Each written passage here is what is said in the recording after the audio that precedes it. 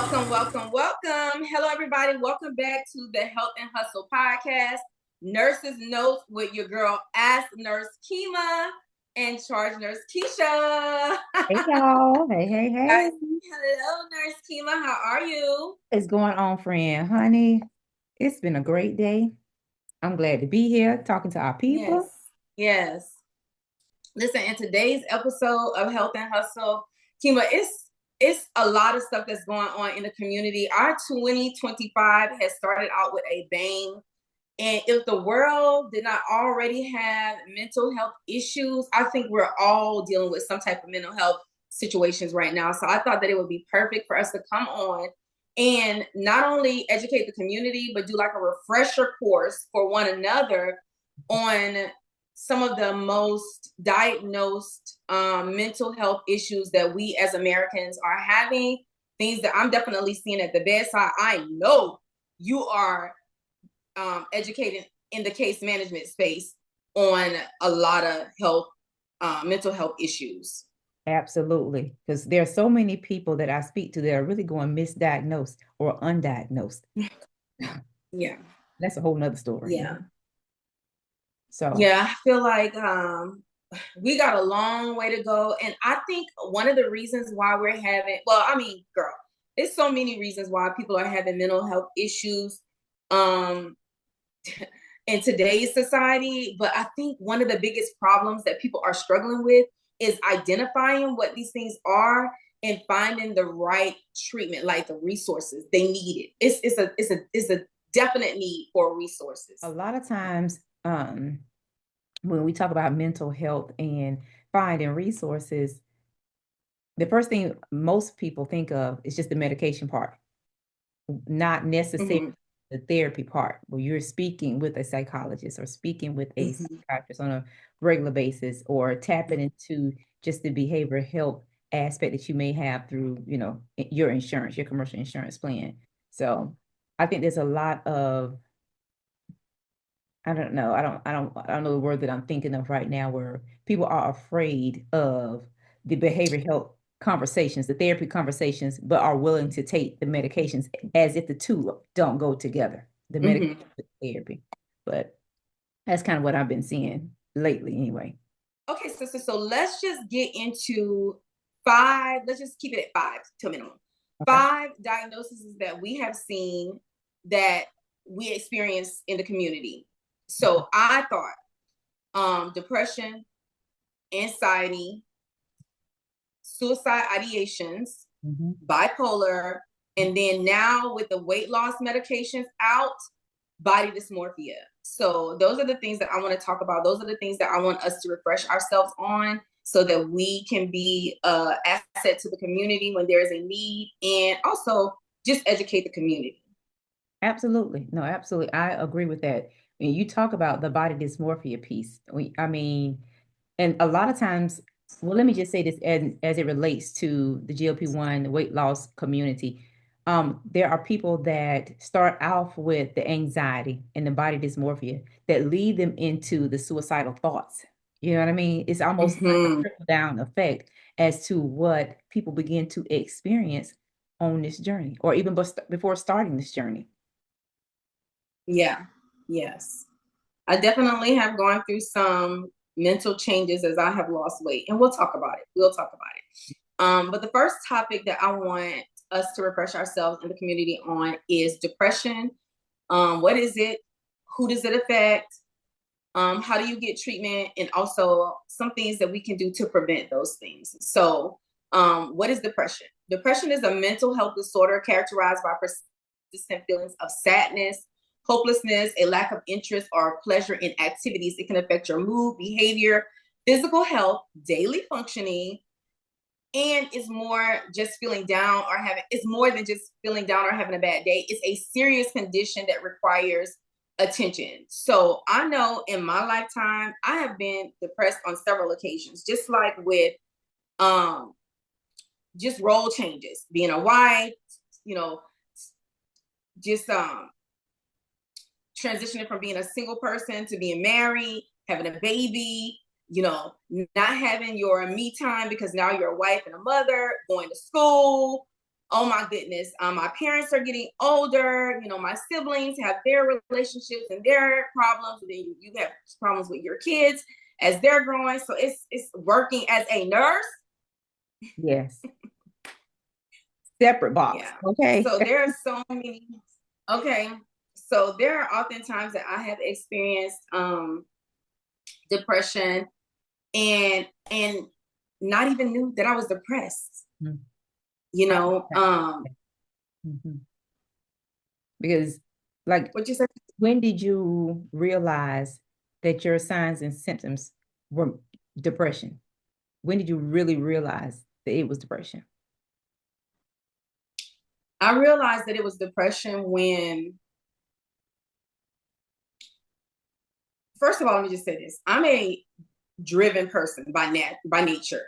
I strive to do a lot of things. I'm all over the place. I want to be in everything, you know. So I acknowledge I was depressed when I felt like I'm just about to quit. When you get that mindset that nothing is working, I'm just gonna quit. That for me, I knew this something is wrong because this is not you. This is not you. Right. We don't quit over here. You know, we get things done. We make stuff happen. We're solution driven. So when I felt like I just wanted to quit, that's when I knew I was depressed. You know, friend, Yeah. it took me a long time because I just felt like I was just functioning. I would just live. This is just the way I am. This is how I live. Um, but I didn't realize that I suffered from two things: depression, Ooh. seasonal depression that was always related to the holidays, losing a loved one, and then thinking about the time frame when I got married, as well as the date I was divorced. So I usually around Mm, those days kind of isolate myself, and or if things are just crazy at work or just in my personal life, and I didn't realize it was depression, not when I was going through it. Now retrospect, looking back now that I'm a nurse, I knew that's what it was at that time, but I consider mhm, myself to be functional because I would go to work, do everything I was supposed to do at work for my staff, things for my daughter, everything. But rest assured, when I could check off everything on that list, I would get in the bed and stay in the bed the entire weekend. And I mm, thought that was normal, but that's not normal. And I was on yeah. getting up to go to the restroom, getting up to go check on my baby to make sure, okay, she's ready to eat. Let me get her fed. Other than that, I stayed in my room in the dark. The TV may have been on, the Mhm, music may have been on, but I didn't even talk on the phone. And that went on mhm, for months. And I was undiagnosed and unmedicated. You know, what would have been different had I spoke to someone about it? Because I just thought yeah. that's just the way I'm supposed to live, is what I was thinking, not knowing. So here you are, Yeah. you think about us being educated, nurses, experienced, yes, and you're right, transitioning from being single, being married, being a mother, all other things. And anytime something happens with my child, it's like it's happening to me. Yeah. And it takes a lot to manage it or feeling like there's no one I can talk to about what I'm going through. So in my mind, my treatment was isolation. So I mean, Oh, that's a you know, big one. mhm, That's a big one. Definitely have done that. it's wild. It's like Yeah. to actually say it out loud, to share Yeah. that, because those are my thoughts, that I don't really talk about, but those are my thoughts. Yeah. Those are my experiences. But I'm like, this is a real thing. And how did you feel in isolation? Because I can agree with that. I can agree with that. I've done that, Kima. And now that you are speaking to it, my immediate thought was like, Keisha, you done that. What were you thinking and how did you feel? And that in those moments, I felt like, for me, I felt like I don't have to face nobody. I don't have to explain nothing to anybody. To me, in my mind, I was thinking that I was relaxing. I was thinking that I was decreasing my stressors, Yes. that I was not putting myself in situations that would exacerbate my anxiety. But the reality was I was depressed. because that's not normal. You know, it's not normal to isolate yourself and seclude yourself to prevent people from triggering you. Why are you triggered? You know, that's an issue. You know what I mean? So, girl, oh my God, Kima, that's huge. I never thought about it like that. I mean, I knew, I knew, okay, my obligations, right? Like it's like almost like a functional alcoholic. Okay. They going to work, they're gonna take care of their business. And for me, Mm-hmm. it was like, okay, I know I have XYZ meetings for the month. I'm gonna make myself go to these meetings. But when I would go, you couldn't tell. I would put on a face. Yeah. It was like, honey, I was playing dress up, makeup Mm-hmm. on, hair together, and I'm gonna go in here and perform for whoever I have to be around because nobody Yeah. knows what Kima's really suffering with. Nobody could know that, Yeah. you know. But as Oh soon my as God. everything was over, I was like, whoo, a beeline to my car, turn my music on, and I'm going back to my house and get in my bed. Like Yes. real talk. Like, and that went on 4 years, Keisha. Um, so I'm thinking about just other people, that go through depression and or may not be diagnosed, or may not be willing to admit to themselves what the signs and symptoms really look like. Yeah. Because that's a big deal. It I is. I'm know. telling you. You think you're isolating yourself to keep people from triggering you, but you're really depressed. Mhm. That's really a sign of depression. So let me read to you what I found about who does depression affect. Depression can affect anyone regardless of age, gender, or background. However, certain groups may be at higher risk, including people with family histories of depression and other mental disorders, individuals experiencing major life stressors, financial struggles, divorce, trauma, those with chronic illnesses and substance abuse. Chronic illness is a big one for depression. Yep. Yes. Yep. Teenagers, postpartum individuals, elderly may face unique challenges. And so, how can we identify those things? Okay, there are different signs and symptoms, like we just talked about, but textbook wise, it says persistent sadness or emptiness, loss of interest in previously enjoyable activities, feeling of worthlessness or excessive guilt, difficulty concentrating or making decisions. There's some physical symptoms that people may experience, such as fatigue, low energy, changes in appetite, weight loss or weight gain. Yeah. Let's throw that out there. Absolutely. Sleep disturbances, insomnia, or excessive sleeping. You see how they can go back and forth? That's right. Um, Physical aches and pains without a clear medical cause, my God. And then there are some behavioral symptoms such as chemo, You see? withdrawing from social interactions, slower physical movement or speech. And then, of course, we're going to get into suicidal thoughts and behavior. Yeah. And there can be some severe cases in that. Wow. I'm telling you. I'm telling you. I mean, and I would chop it up to I'm just tired. Work has stressed me out. Yes. I don't want to be bothered. I'm not on call. I'm turning these phones off. I mean, no social media. I was not on Yeah. social media for years. I'm like, I don't need the interaction. I'm good. But I wasn't. I really Yeah. wasn't. Yeah. Um, And it's so much easier to be secluded than face what's going on, because then that means you have to mentally come out of that space and do the work of healing, which can be hard, but it can be done with the right help and with the right resources and with the right treatment. So I want to talk about how is it treated. Depression is typically treated and involving a combination of different approaches. Okay, there is psychotherapy, that's talk therapy. I feel like talk therapy is the best. Sitting in front of someone that is non-biased, mhm, that's just there to listen and let you dump. Because mhm. sometimes you just need someone without judgment that you can just Yeah. that will allow you to just say what needs to be said so that you can just get it out. So cognitive behavioral therapy helps identify change in negative thought patterns. Okay. Interpersonal therapy focus on improving relationships and coping with stressors. So I know for me, I've done some therapy before for depression. After I had my baby, I felt like I was in, postpartum depression. A lot of women suffer with that. I was very obsessed, oh God, with keeping her clean. First of all, let me just say this. I had infertility. So it took me and my husband, we struggled having a baby. So when I did, I just was obsessed about losing her. And I know mothers understand what I'm saying. After you have that baby, it's like, is she breathing? Is she breathing? Is she wet?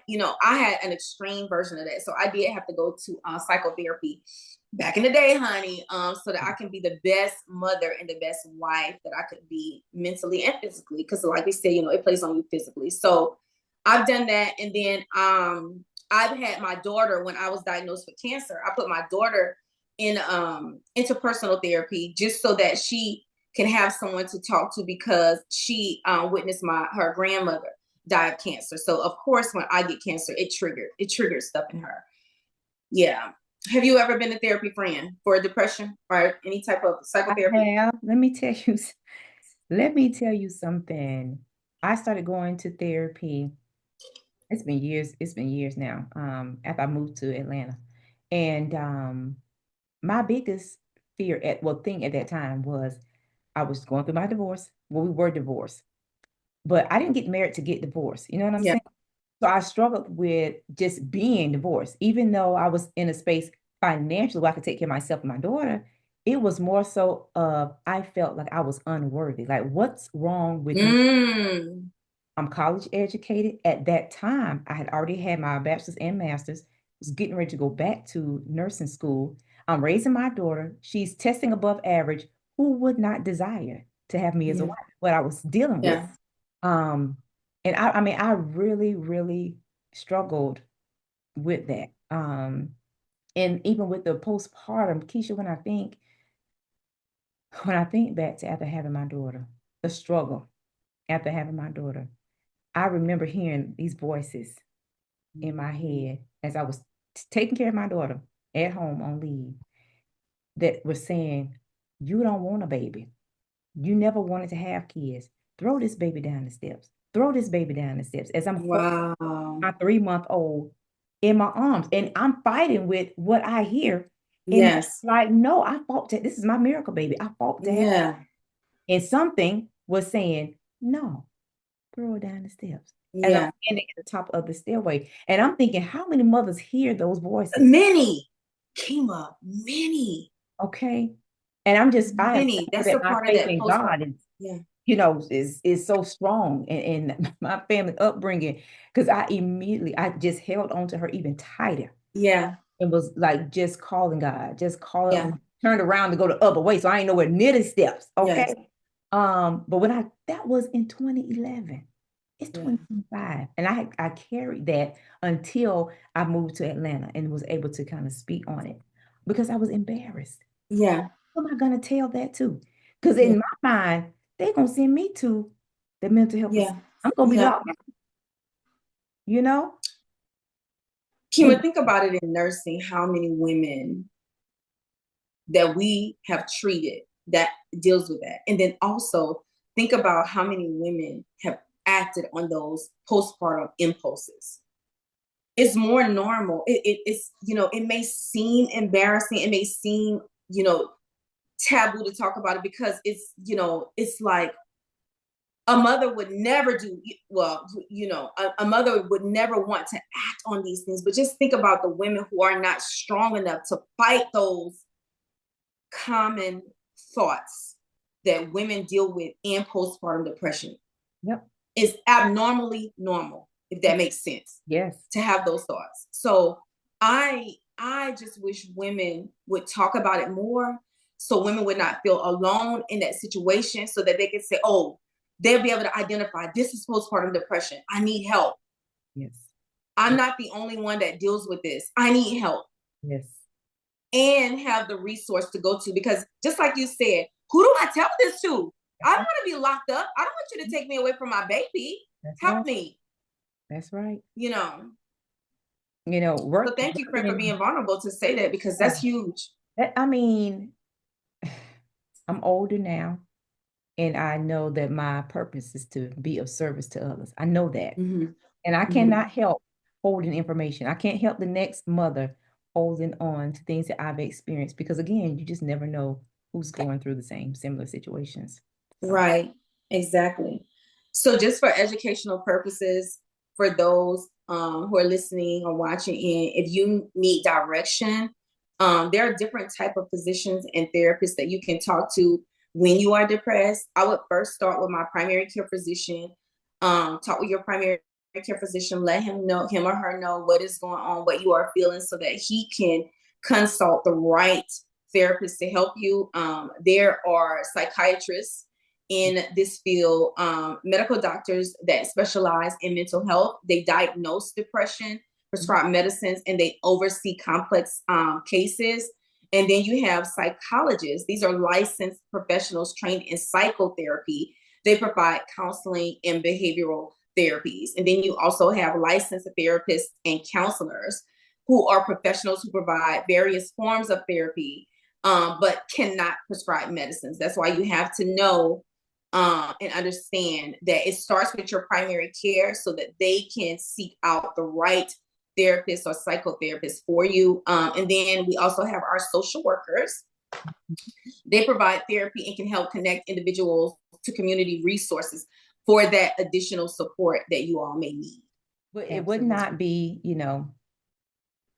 Keisha and Kima if we did not provide you with a resource. So you definitely have the National Maternal Mental Health Hotline, and we'll tag it below, and it's going to be 833-852-6262. So that's going to be 1-833-TLC-MAMA, and we'll tag that below on this video as well.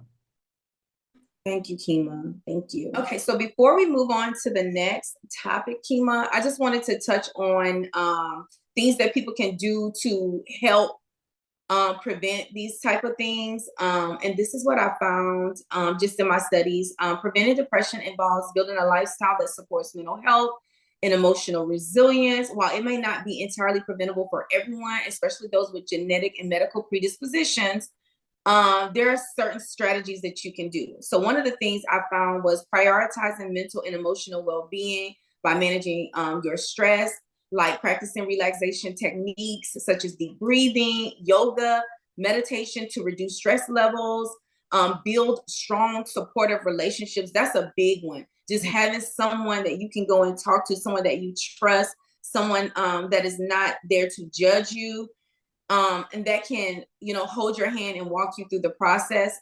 Maintain supportive connections with your family and friends, or a community to foster a sense of belonging that can help to reduce your loneliness. So that is very, very important. And then seek help early. That's right.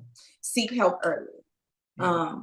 You don't want your depression to snowball into something that is going to be hard for you to come back from. So address feelings of sadness, anxiety, or stress before they escalate into more severe issues. So, yeah. Okay, girl, that was a lot, girl. Oh, Lord. Just thinking about the many people that we are touching, just talking about this depression thing, God, just lead the way, because I know it's just so many people that are dealing with, mental health issues. Girl, I see it at the bedside and I'm like, Lord, what are we going to do? Jesus, how is it that we can help the community? And I think this is a great start, an amazing start. So, Keish, I want to go into something that I think we both can relate to on a personal level, as well as a professional level, and that's anxiety. As full-time content creators, full-time nurses, full-time workers, like it is so challenging to keep everything organized and straight, especially when you have a type A personality. When it's get done, get it done, get it done, right? Okay, so I felt definitely dealing with anxiety on the daily basis. I have to daily treat my anxiety. Same. Yes, man. Same. I was ignoring it, and my mother kind of called it out, and she was like, "You know what? I think you probably need to call your doctor because I think to, kind of take the edge off a little bit because, I think it's a bit anxious." And she was right. Yeah. She was. Yes. But I'm definitely dealing with anxiety. Oh yeah, I'm so thankful for this prescription. Yeah. I don't know what to do. It's made my life so much easier, but let's get into it. Anxiety is a natural response to stress, categorized as feeling of worry, fear, and apprehension. Now, while it's normal to feel, a little anxious in certain situations, like a big event, a decision that you have to make, Yes. dealing with a new diagnosis, excessive, persistent, and interference in your daily life, common anxiety disorders includes generalized anxiety disorder, GAD, panic disorders, social Mm, anxiety, and phobia. mm, Okay. Now, so let me just say, just a little piece. Social anxiety was new to me until I became a part of the GLP-1 community. So, mhm. Keisha, you've been a nurse longer than me. So tell me your experience with dealing with patients that struggle with social anxiety. What was that like for you? So let me just use my husband for example, Say, um, I know. because my husband does have social anxiety. As big of a personality as he is, and I do think that I have a little bit of social anxiety as well, as big of a personality that I have. But these are physical symptoms that my husband will get if he is in a big crowd. And this is something that has happened. Mhm. We were in New Orleans Okay. during Mardi Gras, and you can imagine the amount of people Mhm. who are in the city at that time. Mhm. Mhm. Girl, my husband feels claustrophobic. He feels claustrophobic around people, a lot of people. He starts sweating. Heart starts racing. Girl, there was even a time where he freaking passed out Wow. just because of it just was too many people passing by. He said that he would get like flashes of light. Mhm. Uh-huh. And so that's what he experiences when he, is in a crowded place. Now, can he be in a crowded place? Yes. Has he been in a place with thousands of people? Yes, had a great time. But for some reason, if he's in a space where people are touching, like touching skin, you can't even walk without someone touching you, it triggers his social anxiety really, really bad. Now, as for me, my social anxiety starts to trigger itself if I'm like out in a space with a lot of people. I would say about I can only be around a lot of people about 2-3 hours. After that, friend, I get anxious, I get irritable, I get nauseous, and so and I get really like agitated. People aggravates me. Keisha, I'm not laughing at you or Wendell. I'm not. But when I say I understand, because let me tell you, Keisha, somebody will call me and invite me to a party. The first question I'm gonna ask, who gonna be there? Who gonna be there? Because I need to know if it's some people that I can like let loose, I can kick it, I can chill. Because I need to know because somebody make me feel uncomfortable. But I Okay. just can't because I like to have a good time. I don't want to have to be Yes. uptight. I don't want to have to be nudie. I don't want what I'm looking for. But that's the first question I ask, friend. I kid you not. Yes. I And do. listen, friend, I already know how long I'm gonna be at the event before I Oh, even go because I already know. And my husband, this is why I love my husband. My husband can see it on me. We can go somewhere. My husband know when I'm ready to go. He can look at me and tell. And I promise you, I have been in spaces where my husband has been having fun in that situation, and I try and I try and I try, and then he'd be like, "You ready to go?" And I'm like, "Yeah." And he was like, "Okay, let's go." And girl, there has been times where I have Ubered and left my husband in places because I just cannot go no more, and I just don't want to ruin his time. It's just something, with us being as married as long as we are, it's just something that we have learned to read about each other, and we know what to do. You know what I'm saying? We know what to do. My husband know, okay, my wife can't take any more of this. I need to get her out of here because yeah, it's gonna be some shit. yeah. Honey. And you know what? I think about so many little examples. Because people always say now, like, oh my God, Kim, when you Uber eat a lot, you use Uber Eats and Grubhub and Instacart and all that stuff. And I'm sitting here like, yeah, because I don't like people. I don't Yeah, like people. It was not because of COVID. It really yeah, wasn't. Like yeah. I can say, like maybe after my stroke, they might, kind of hyped it up a little bit. But Mm-hmm. I literally will go into the grocery store knowing my route And if I couldn't find one, two things, and I'm looking around at people and they looking at me, I'm like, man, bump this. I'm going home and place my order from the phone. That's how I started using those apps and services. I Yeah. promise. I feel like I don't want to be around nobody. Yeah. I just that's I don't want to You say know what? And you have to think about why. Why? Why is it that, why do people have social anxiety? I feel like the reason why I have social anxiety is because people just don't know how to act. hmm You know what I'm saying? Like there is a time and a place for certain things, and people energy be off. Yeah, Like people get triggered too fast when people start, especially when you're in social settings. Alcohol start taking a place. They're using all these different type of drugs that's changing yeah. their mentality and their characters. So it's like I just don't have no tolerance for that, honey. I look at myself like I got a lot of shit to lose, and I'm not gonna keep myself in a situation or let someone trigger me That's right. into going upside their head, honey, That's because right. I'm an Aquarius, honey, and it take a lot. You talking to a whole Leo. Hear me? And the way our life is set up, Oh God. it can be a bit challenging for others, Yes. Yeah. But So. yeah, like even when I think about my daughter, she said to me, no, she's very outspoken. She's always been very good at public speaking. But when she goes into a room with people that she's never met before, she's off in the corner in the cut somewhere, like watching, like to herself. And I said, Mhm. I always ask, like, come on, why do you do that? She said, oh, I have social anxiety. And I said, is it really social Mhm. anxiety or is it that you just are not comfortable with them? Yeah, because these are, kids your age or whatever. But she really feels like, no, I got to kind of feel them, mama, see how they Mhm.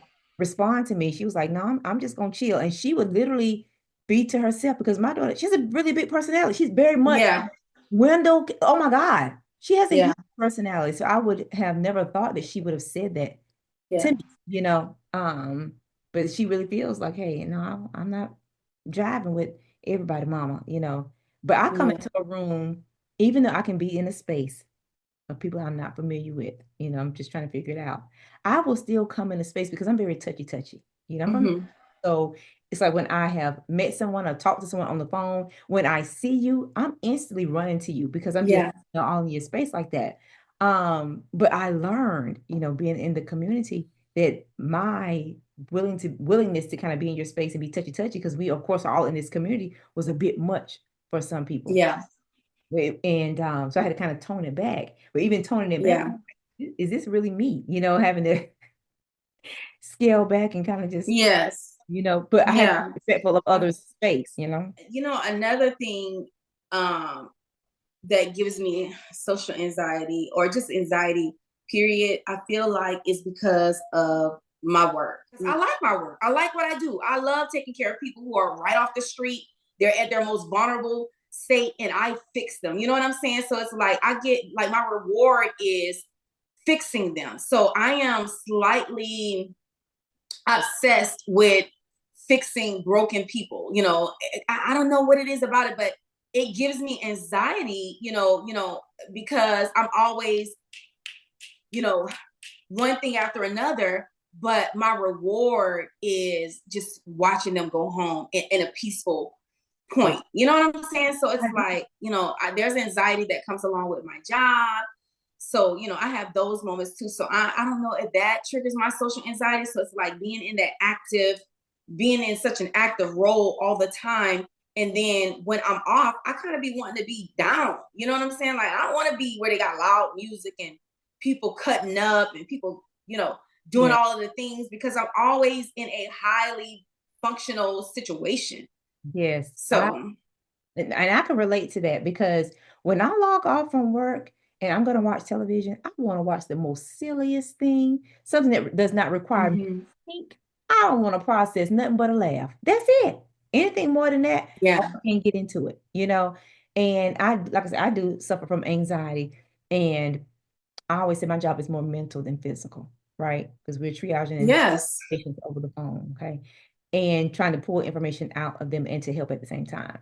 But something that I've experienced with my level of anxiety is trying to help someone. Like I have all, like in my mind, I have the answers.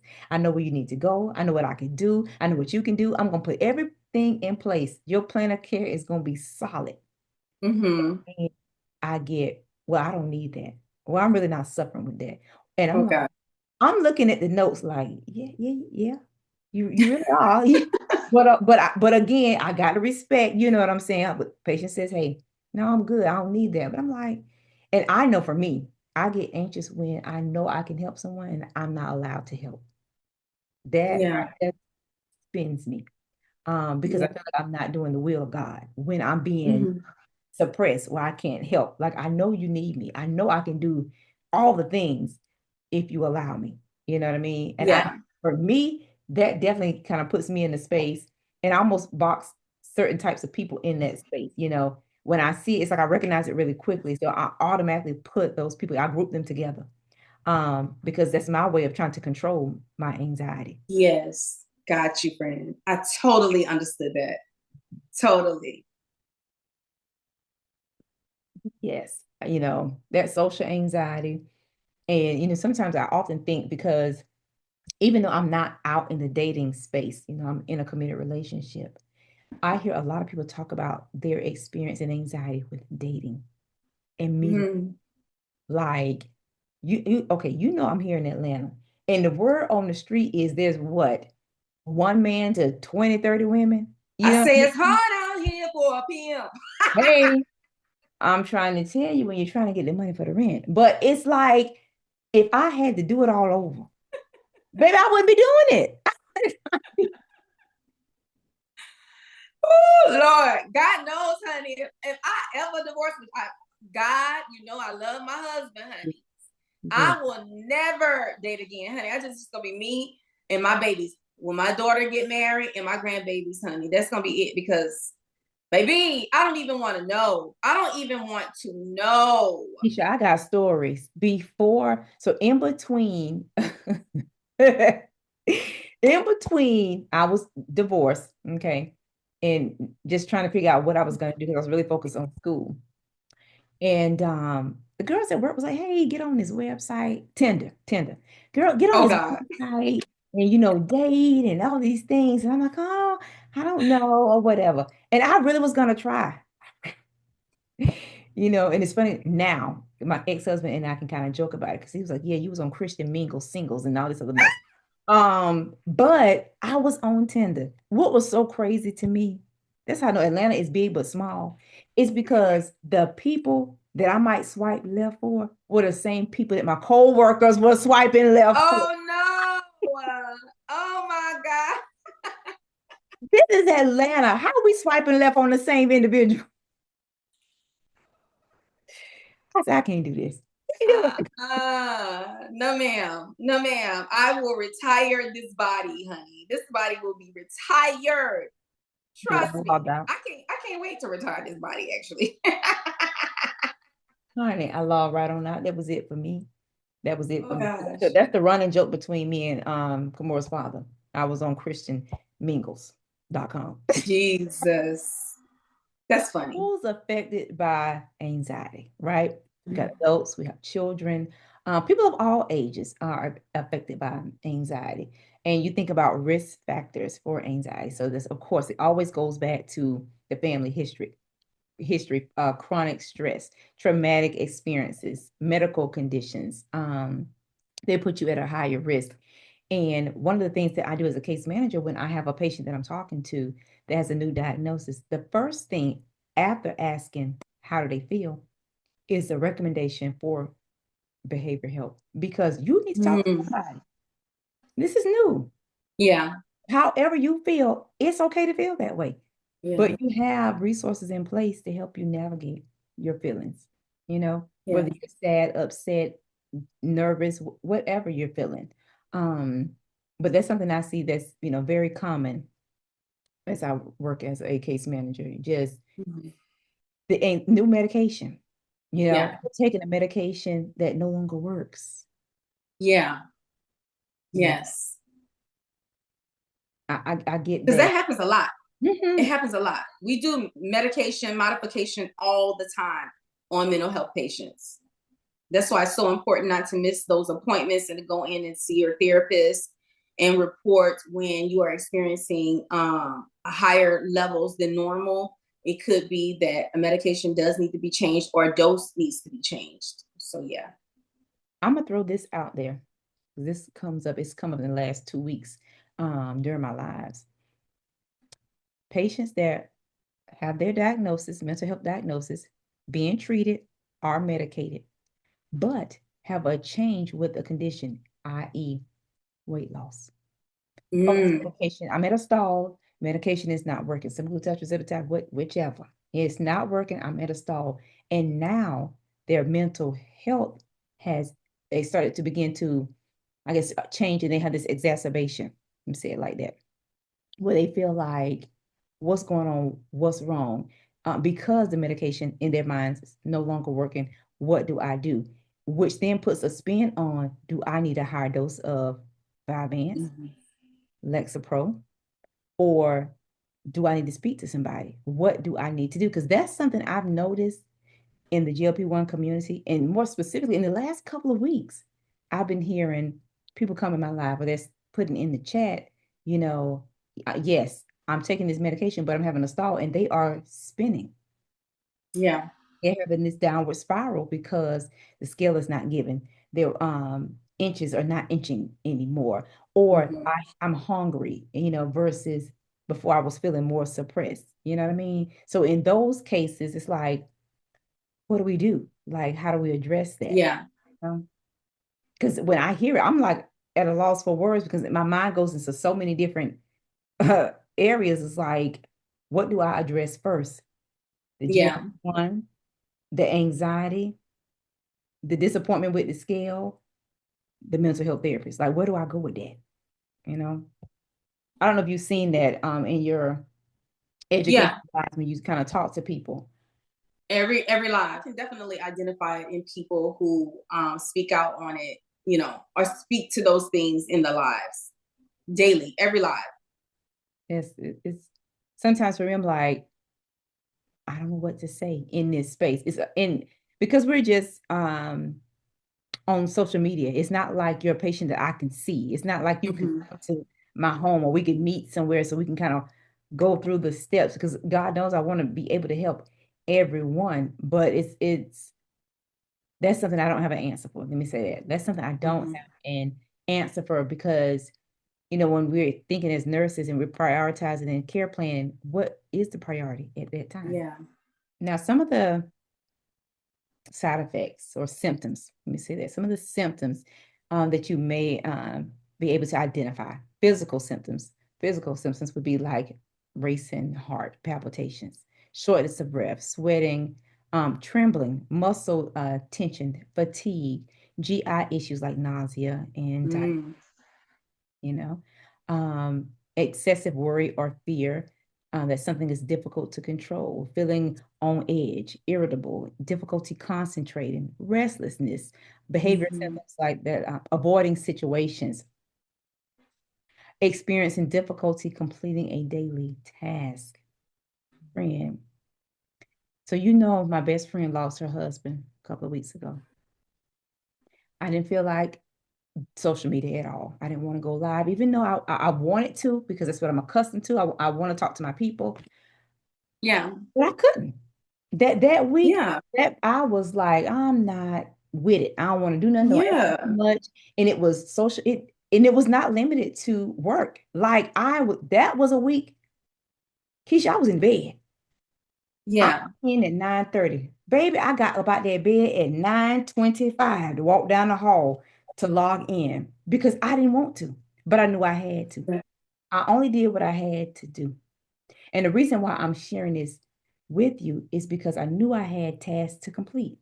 Hmm. I had things to do for social media. I had things to do for work. I had things to do for the sorority. I didn't want to do none of it. Yeah. And in my mind, I didn't care who said anything, felt the way whatever. And that's how I felt. And Hmm. 7 days went by, Keisha, and you and I spoke. And you were just checking how you doing. But it was what you said, it was your tone. You didn't say, well, Kim, you got stuff to do. We got Hmm. this. You didn't say any of that. You came in a very comforting manner. And I said, you know what, Keisha, I'm about to get up. I'm about to get my videos together. I need to do this. We got Health and Hustle. We got nurses' notes. And immediately, Hmm. everything that I had been dealing with all week long went away. It went away. And I Look got at God. up and I was like, boom, boom, boom, knock it Girl, out. you've been on it ever since. Ever since. Yes. Honey. But I was like, I was down emotionally, just like whatever. I mean, I would literally in that space, I told myself in that space, if my supervisor would have called me and said, Kima, something is a little off and we can probably have to let you go today. In my mind, I'm like, all right, I'm cool with it. Like I had no, Hmm. I No didn't. worries. Mm-mm. I said, well, my friend going through something, I'm going through something. Like I just could not Yeah. yeah, I just couldn't. I really, I didn't put on clothes that week. I was really down bad. Um, Hmm. I'm thankful. I'm thankful that you Yeah. called because he brought me right back and I just bounced right on back and got it together. But those are the things that you're triggered by that can just take you to left out in left field. Yeah. Because before all that happened, Yeah. I'm happy I'm on my high horse. But that one That's little right. thing, I was like, oh no, I'm out of here. Yeah. You know? Which is one of the reasons why you have to have strong relationships Mhm. so that when you are down, you have someone to hold you up and to bring you back from those type of things. So that's why having strong relationships is very important. Yeah. Absolutely. Some of the therapies, very similar to therapies that treat depression. So the cognitive behavior therapy, exposure therapy, where you have the gradual exposure to the things that you're fearful of, to reduce Hmm. anxiety. Dialectical behavior therapy, which helps regulate your emotions and manage your stress effectively. Now, of course, we do have medications. So your antidepressants, the SSRIs and SNRIs, such as fluoxetine. Prozac.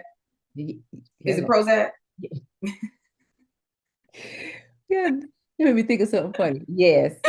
Oh gosh.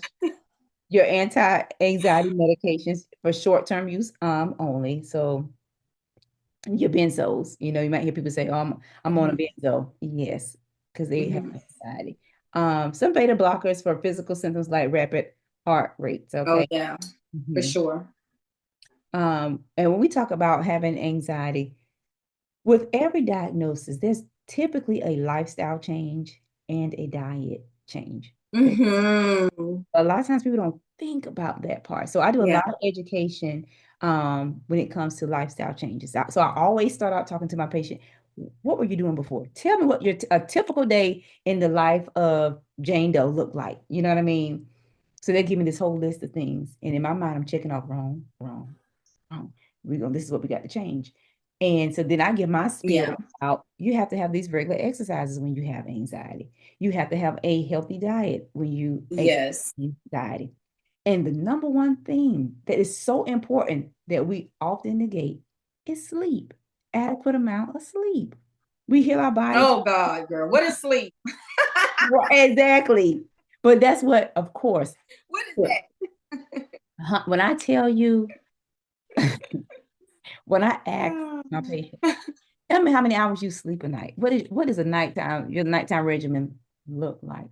And in most cases, 3 hours. 3 to 5 in most cases. And I'm like, in my head, I'm saying, Kimmy, you really can't talk. How long do you sleep? But in that mind, I'm nurse Kima.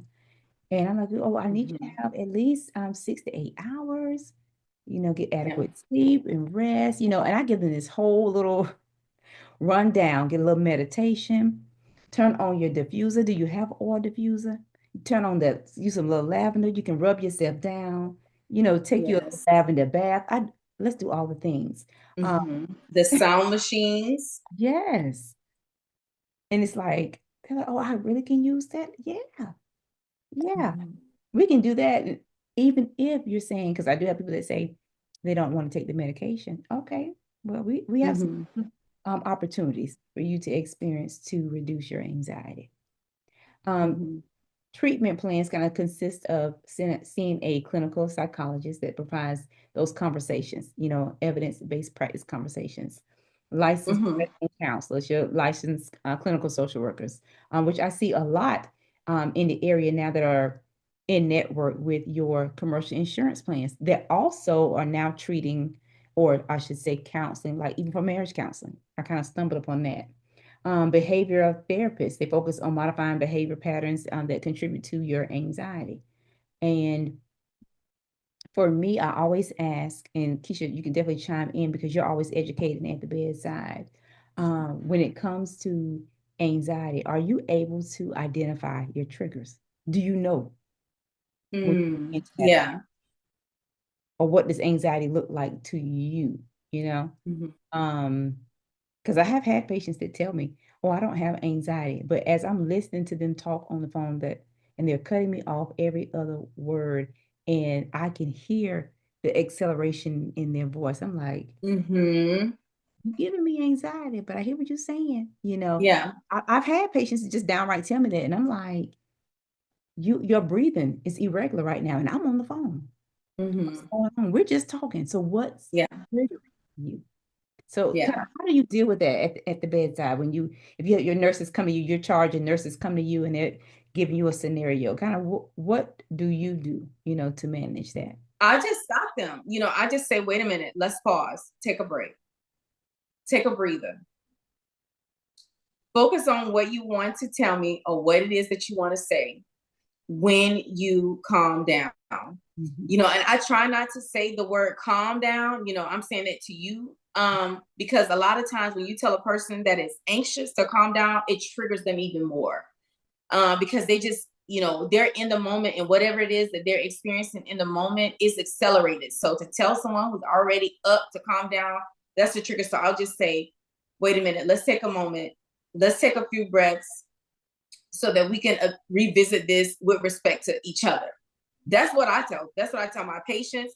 And I tell the nurses on the unit because, honey, we done had some differences, with staff and differences communicating with patients. But I feel like if everybody can just stop, take a moment, regroup, it always works out best that way. And I always say, because I want to understand what you are saying, but I'm not with the way you're delivering it. And I'm just being honest. So a lot of times if you can say it like that to a person and they are understanding, okay, it's not clicking with her, I have to do something different.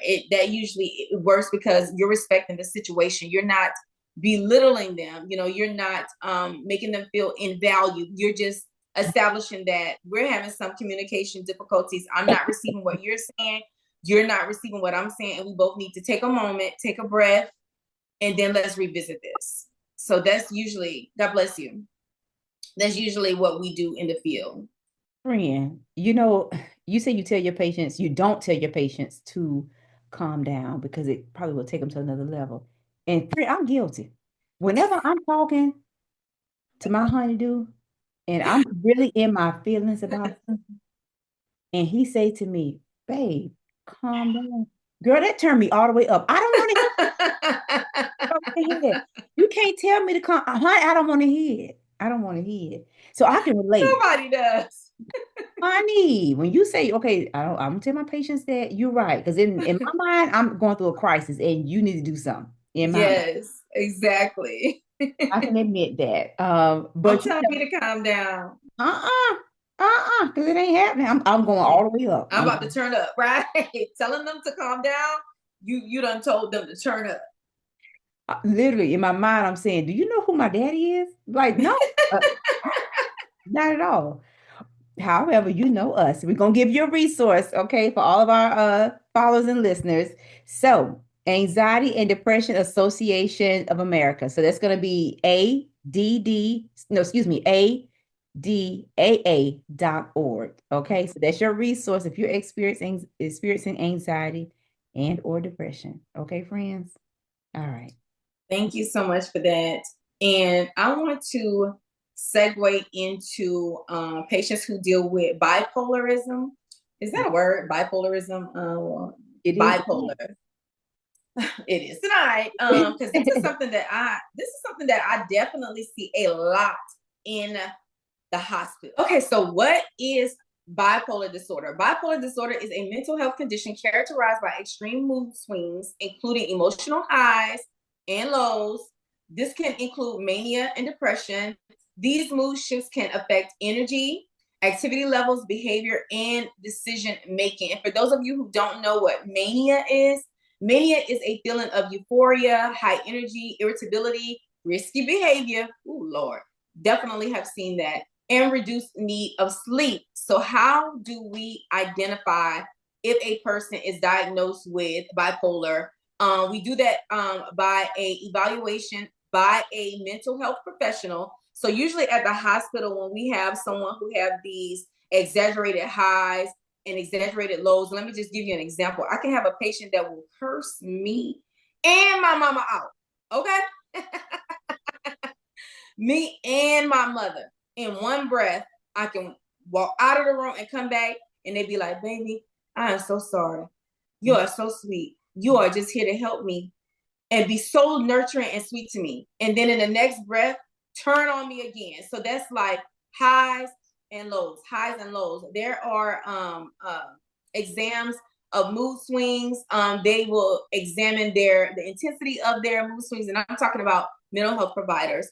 And the duration of their mood swings. We usually call in what we call psych response. We will do a psych response consult, and a psych response nurse will come in and do an evaluation of the patient by doing like an interview process. And then that person will give an evaluation to the clinician, and the clinician will make recommendations accordingly. Now, the mental health assessments are questionnaires or interviews that, again, assess moods, behavior, and their thought patterns. They consider family histories of bipolar disorders. And then there is a physical exam that they will do, which is looking at their thyroid, because some patients who have thyroid dysfunction will suffer with bipolar disorder. So we definitely will do a thyroid functions test and test them for that.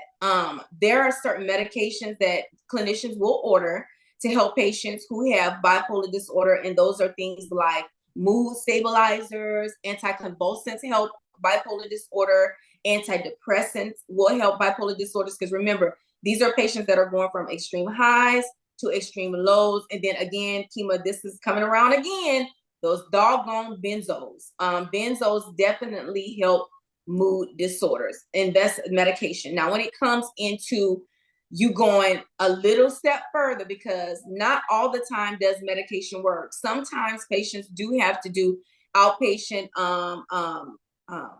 consults with psychotherapists and psychiatrists. So again, here comes cognitive behavioral therapy that focuses on managing your thoughts, managing your emotions and your behavior. And then again, interpersonal and social rhythm therapy, which helps to regulate daily routines that reduce mood episodes. And I promise you, daily routines are so important when you are trying to get your mental health together, because it holds you accountable for your time management. And so that way you have a sense of control over your triggers.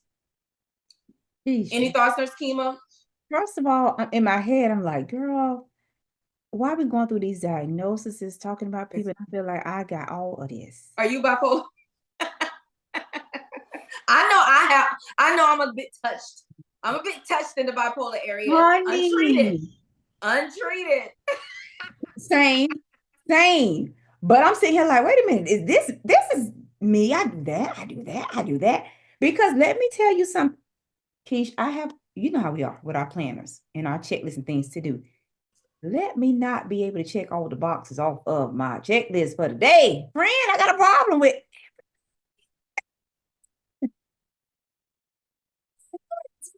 And I didn't think about it until you just said that. I'm like, wait a minute. Oh, baby, if I don't check all the boxes, ain't nobody eating lunch. Nobody's getting snacks, dinner. Yeah. Nobody's So turning down. Nothing. yes. So those mood stabilizers really, really help. And mood stabilizers are things like lithium, Depakote. Mhm. I honestly don't think that I need that level of a mood stabilizer, but they have some atypical antipsychotics that are used to treat bipolar, which is Seroquel, Zyprexa, Abilify. There are some antidepressants that can treat it, which are Prozac, and then of course the benzos, which is Ativan and Clonopin. Now, I think I could benefit from a little bit of Ativan or maybe some Clonopin because those are the things that help with anxiety and sleep. Yes. And I have been having a huge problem with anxiety and definitely sleep. Now, right now, I'm taking Lexapro and I take Trazodone to help me, calm down, so that I can relax. And it seems to be working. But I promise you, I've taken Valium in the past when I was dealing with my chemo and my cancer diagnosis, and I have taken Xanax in the past, and I feel like those help me better. But I think doctors kind of shy away from that big of a treatment plan because they're always going to do less invasive, less, before they go into the big dogs. So I don't know. I feel like right now the Lexapro and the trazodone is helping me. I have recently, as you know, both of us Mhm. have started doing NAD and glutathione. So I want to see how that contributes to what I'm already doing to help me not go so deep into that bipolar situation that I know I'm tapping at the door of. I know I am. Yes. And so, yes, of course, I'm taking the Lexapro and I got the Trazodone too, but for whatever reason, Trazodone doesn't relax me. So I've kind of laid off of it. Mm-hmm. However, when I take the glutathione at night, if I take it at night like I'm supposed to, I typically ease on off into La La Land with no problems. That's without taking the lullabies, Mm-hmm. things. If I take the glutathione at night like I'm supposed to, um, Mm-hmm. and I'm okay. But the trazodone, it doesn't really relax me. I feel like I'm still bouncing around. But the Mm-hmm. Lexapro during the day definitely keeps me mild-mannered, not agitated or anything like that. Like I focus, can get the job done and Uh-huh. be relaxed. For sure. But I have definitely, as a nurse, have went to my neurologist to ask for the Ativan, and he's like, he has prescribed everything else but that. I'm like, I don't want that because I know Mm-hmm. it works. When I was taking it from another provider, I know just a low dose, it helps me, especially when I was out on the road traveling. Yeah, it's like a different Uh-huh. style. Like I'm 3 hours behind my normal time zone. My lifestyle changed. I mean, how I'm eating, the shift that I'm working, everything changed. But he was like, no. And his only reason was a lot of people typically become addicted to it. I'm like, well, I'm not a lot of people. And I'm a nurse, Yeah. but he did not budge. So he would not write that script for the admin, even with me coming with all of my evidence-based practice information. Okay. And how it worked for me. Mm-hmm. But I guess I can't complain. The Lexapro does what it needs to do. I just feel like that So admin. that explains why my doctor shies away from it because they think that it's an addictive. So I'm going to circle back to the glutathione and how you say it relaxes you at night. And this is just for the community if you don't know what glutathione and the NADs are and what they do cognitively. Glutathione reduces oxidative stress in the brain, which may improve cognitive function and reduce the risk of neurodegenerative diseases like Alzheimer's and Parkinson's. And then it also helps regulate the body's inflammatory process, and it also improves your energy level. So that's one of the reasons why I think we both are taking the glutathione. And when it comes to NAD, NAD also enhances brain function and cognitive clarity. So I think that's one of the reasons why I wanted to add that into my regimen, with the Lexapro and the Trazodone, because when it comes to the brain, that brain can do all kind of things to you. It can make you sharp, and it can make you weak. So that if you're already experiencing brain fog, forgetfulness, that depression type stuff, anxiety, you dealing with some type of mental issues. I think that it's just best if you try to get that extra brain support from supplements. And so I've been doing those things. Another thing that I've been doing too is the Goli matcha mines, which are a vitamin that helps to support brain health. And I like Goli. I was taking the apple cider vinegar from Goli, and The Mm-hmm. ashwagandha. At one point, I was taking those, um, which I thoroughly enjoyed. However, those kind of contraindicate with my prescribed medication that I must take. So it's like, Mm-hmm. what you gonna do? So, but those are Yeah. great supplements because I felt that they were very helpful. Yeah. Contraindication piece that made me say, okay, well, Kima, you can't find something else, which is why I love the NAD and the group. Yeah. Mhm. Yes. So do I, friend. I've been having a great experience. But my thing is right now dealing with mental health, my mental health issues is that insomnia and finding a balance with working shift work. I work at night. I'm a full-time content creator, wife, mother. I have two little boy puppies who are very active. My parents are getting older. My sisters are doing great things. I worry about a lot of stuff. I got a lot of things on my plate. So I'm just trying to find a balance. I'm trying to find a balance, and I am definitely getting the help that I need by using my resources. But Yeah. I wanted to talk about who does bipolar affect and how do we treat it. So the prevalence for a person getting bipolar in the U.S. It says it affects about 2.6% of the U.S. adult population annually. The age typically appears in late teens, early adulthood, but can develop in children or later in life. And then as far as gender, it affects men and women equally, but symptoms may manifest differently between the genders. And so here again, when it comes to medication, there are mood stabilizers, anticonvulsants, antipsychotics, antidepressants, and then the benzos.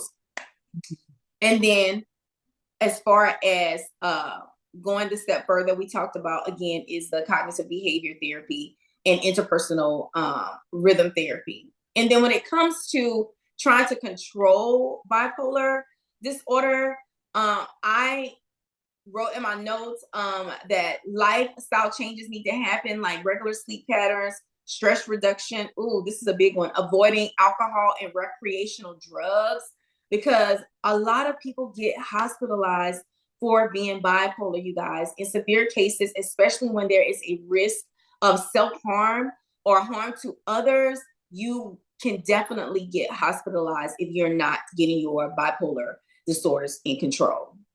Nurse Kima, did you find any resources that the community can use in reference to their bipolar disease Yes, or yes, disorders? I absolutely did. And this, I guess, is overall mental health. This is an organization that I have partnered with since I've been here in Atlanta, and that's NAMI, NAMI.org.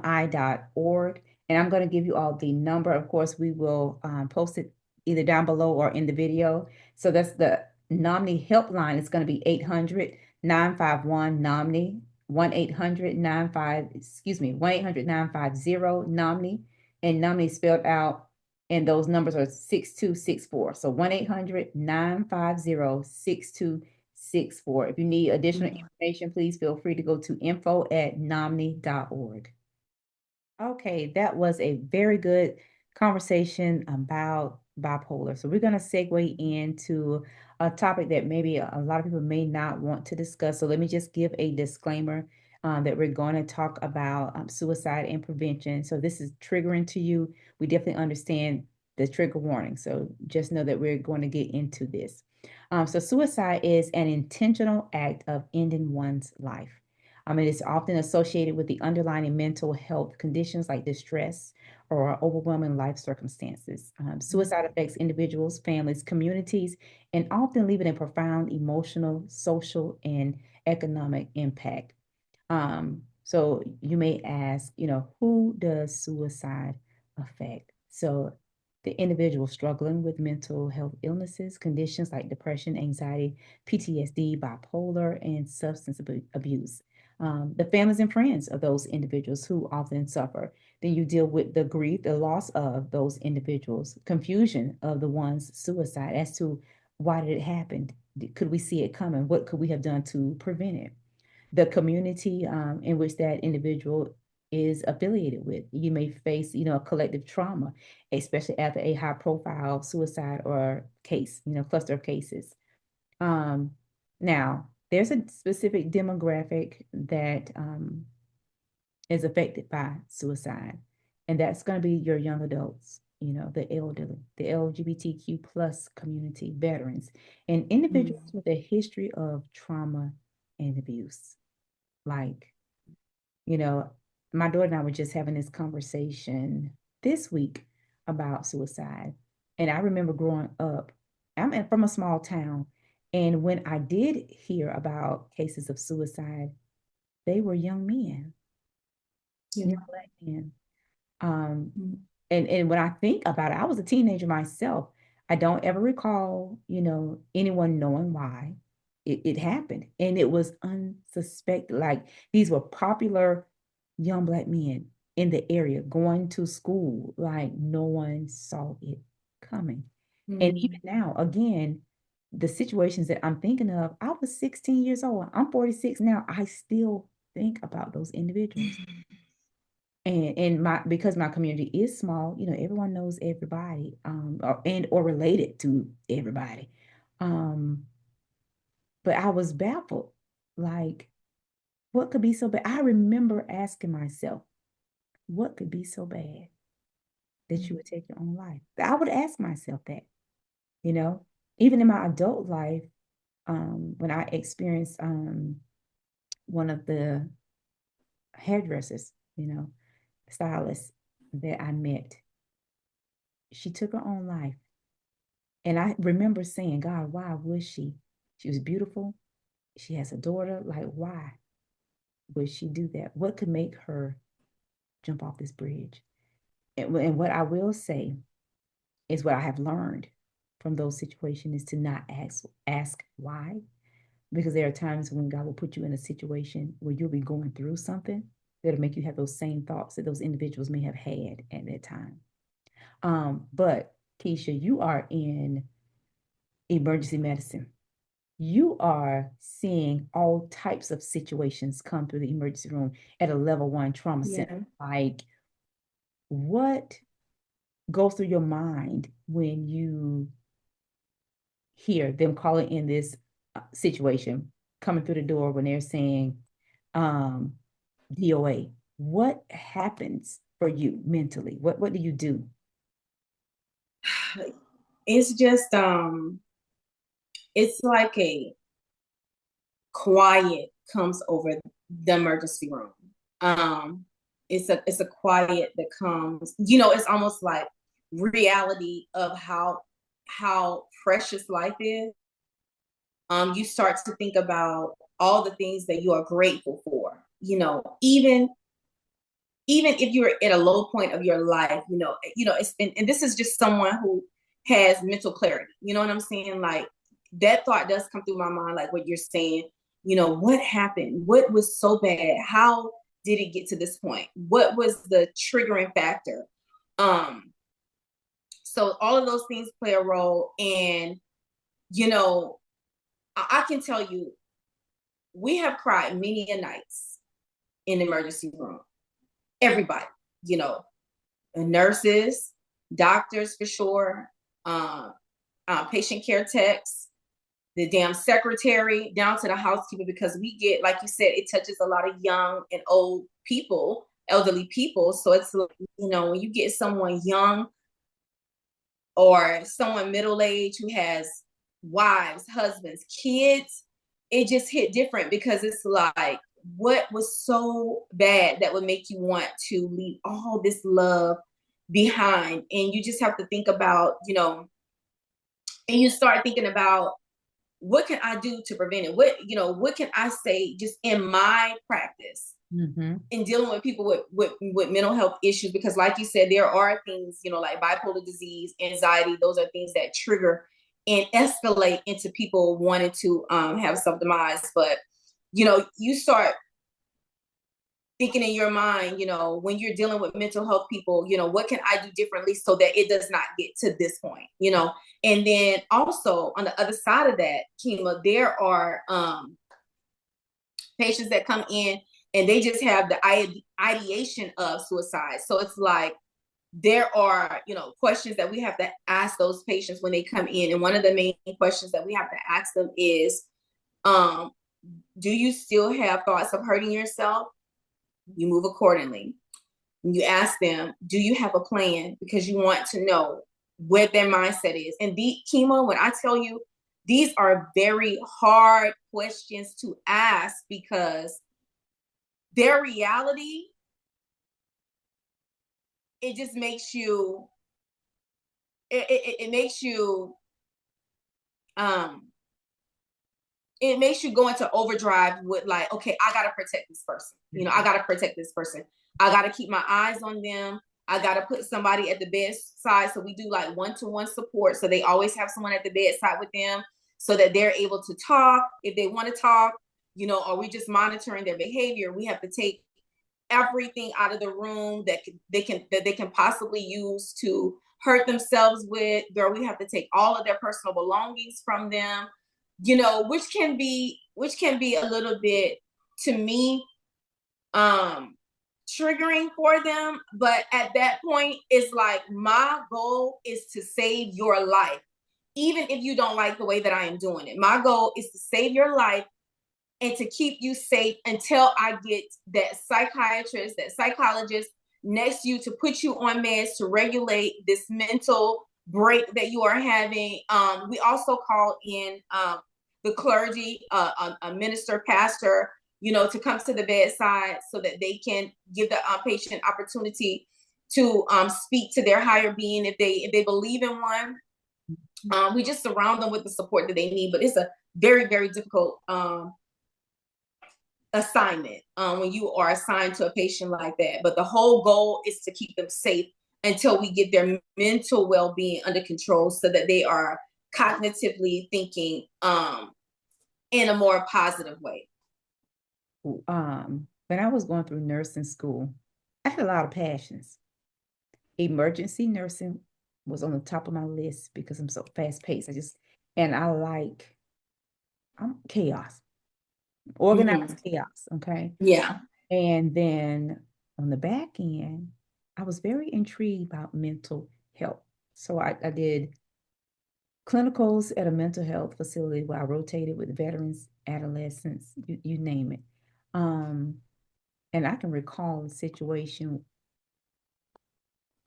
with this particular child that tried to unalive his parents and himself. He might have been 13, 14 years old. And in my head, because I read the clinical, parents well off, like we call this kid Baby Usher because he sing like Usher, look like Usher. That's what we called him. Mm-hmm. I asked myself, like, what was going on to him? Not for me, but what was going on to him that made him feel like he was ready to end it all? Because on Mm-hmm. paper, it was perfect. Had a perfect Mm-hmm. everything, mom, dad, siblings. Like what? I later read in the clinical where he had poisoned his twin, and I'm like, where did this come from? But I was so intrigued because I wanted to help. You know what I mean? I wanted to help because he kept saying that he was going to end his own life. And I'm like, you're just getting started. Like, Mm-hmm. you just hit teenage years. You're just getting started. And in my head, I'm saying, what could be so bad? You're handsome. You're smart. You are very talented. You can sing. He was very entertaining. But to him, that wasn't enough. It was Mm-hmm. not enough. Um, and I never because it was a clinical rotation. I didn't stick around that much longer. I had to move somewhere else. But I always wondered what his outcome was Mm-hmm. because to me he was very bright. Like Yeah. I didn't understand his thought process. You know, when it came Mm-hmm. to that, although I was trying to understand it, because it affects everyone um Yeah, it does. differently. Yeah. Okay, Yeah. friends, you know what we're gonna do per usual. What good nurses will do is provide you with a resource. Okay. So if you or someone is experiencing suicidal ideations, please call the crisis hotline at 988 from your cell phone or in-home landline phone, friends, to engage with someone in an emergency situation. 988. Okay, friends. Thank you.